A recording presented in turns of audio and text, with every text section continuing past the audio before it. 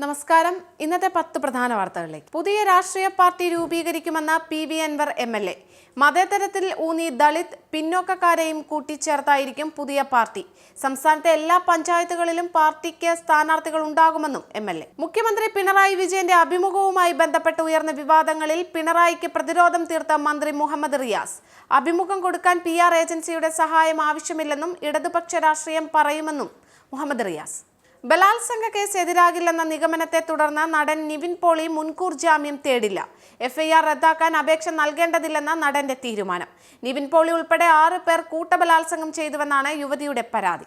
മുഖ്യമന്ത്രി പിണറായി വിജയന്റെ അഭിമുഖം രാജ്യ താൽപര്യത്തിന് എതിരാണെന്നും ഭിന്നിപ്പുണ്ടാക്കാനാണ് ശ്രമിക്കുന്നതെന്നും പ്രതിപക്ഷ നേതാവ് VD സതീശൻ.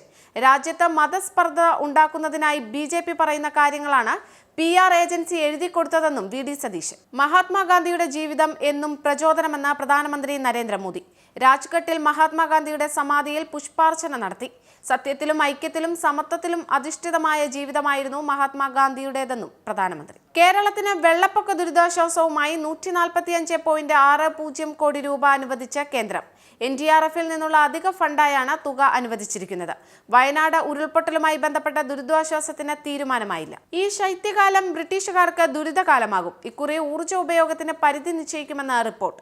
ഒരു ശരാശരി കുടുംബത്തിന്റെ ബില്ലിൽ 149 പൗണ്ടിന്റെ വർധനവ് ഉണ്ടാകും. പശ്ചിമേഷ്യയെ കൂടുതൽ സംഘർഷഭരിതമാക്കി ഇറാൻ ഇസ്രായേലിനെ ആക്രമിച്ചതോടെ വിമാന സർവീസുകളും മുടങ്ങി.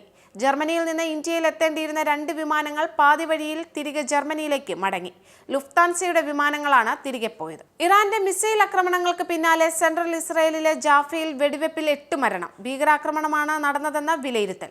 വെടിവെപ്പ് നടത്തിയ 2 പേരെ സുരക്ഷാ സേന വധിച്ചു. മരണസംഖ്യ ഇനിയും ഉയരും. ബംഗ്ലാദേശിനെതിരായ ടെസ്റ്റ് പരമ്പര തൂത്തുവാരിയ ഇന്ത്യ ലോക ടെസ്റ്റ് ചാമ്പ്യൻഷിപ്പ് പോയിന്റിൽ 1ാം സ്ഥാനത്ത്. 11 കളികളിൽ നിന്നായി ഇന്ത്യ നേടിയത് 74.24 പോയിന്റ്. വനിതാ T20 ലോകകപ്പിൽ ഇന്ത്യയുടെ ആദ്യ മത്സരം ന്യൂസിലൻഡിനെതിരെ വെള്ളിയാഴ്ച. ഇതോടെ ഇന്നത്തെ 10 പ്രധാന വാർത്തകൾ ഇവിടെ പൂർണ്ണമാകും. Anand TV mobile app download ചെയ്ത് സൗജന്യമായി ആസ്വദിക്കും.